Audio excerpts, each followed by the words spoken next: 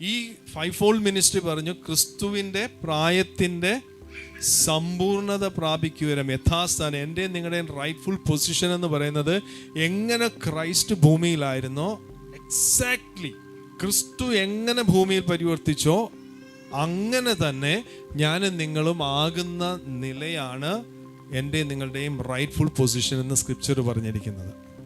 U are the sons of God. You are gods. You are God. You can become God എന്നുള്ളതല്ല. You are God.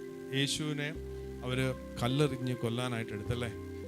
അന്നേരം യേശു ചോദിക്കുന്നുണ്ട്, ഞാൻ ചെയ്ത ഏത് നല്ല പ്രവൃത്തി മൂലമാ നിങ്ങൾ എന്നെ കൊല്ലാൻ നോക്കുന്നത്? അപ്പോൾ അവർ പറയുന്നുണ്ട്, നീ ചെയ്ത നല്ല പ്രവൃത്തി മൂലമല്ല, നീ നിന്നെ തന്നെ ദൈവത്തോട് you made you equal with God. Because of that blasphemy we want to stone you to death. Yeshu ചോദിച്ചു, നീ നിന്നെ തന്നെ ദൈവപുത്രൻ എന്ന് നീ പറഞ്ഞതുകൊണ്ടാണ് നിന്നെ കൊല്ലാനായിട്ട് ഞങ്ങൾ നോക്കുന്നത്. നീ ദൈവദൂഷണമാണ് പറഞ്ഞത്. You are blasphemy. You are saying blasphemy.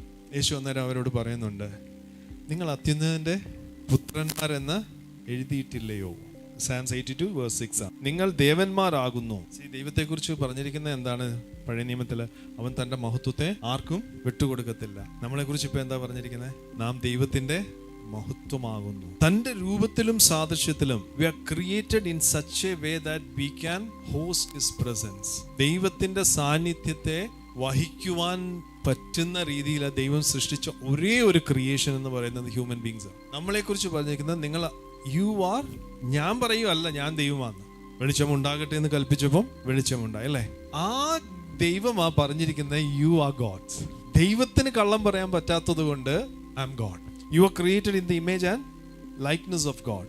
യോഹന്നാന്റെ സുവിശേഷം വായിച്ചിട്ട് അവിടെ യേശു ചെയ്തു എന്ന് പറയുന്നിടത്തും യേശു പറഞ്ഞു എന്ന് പറയുന്നിടത്തെല്ലാം നിങ്ങൾ നിങ്ങളുടെ പേര് ഇൻസേർട്ട് ചെയ്തിട്ട് നിങ്ങളൊന്ന് വായിച്ചു നോക്ക്.